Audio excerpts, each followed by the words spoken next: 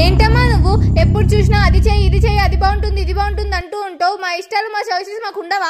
Just నేను ఇప్పుడు ఇది చేయి అది చేయి అది బాగుంటుంది ఇది బాగుంటుంది అంటేనే నువ్వు ఇంత ఇరిటేట్ అయిపోతుంటే రేపు జీతం ఇచ్చేవాడు ఏది చెప్తే అది చేయడం తప్ప నీకు ఇంకా వేరే ఆప్షనే ఉండదు.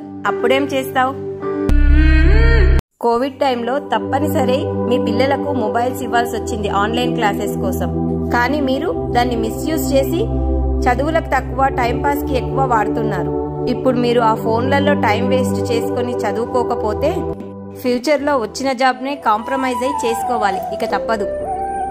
మొబైల్స్ ని వాడండి, కానీ ఒక పద్ధతిలో వాడండి.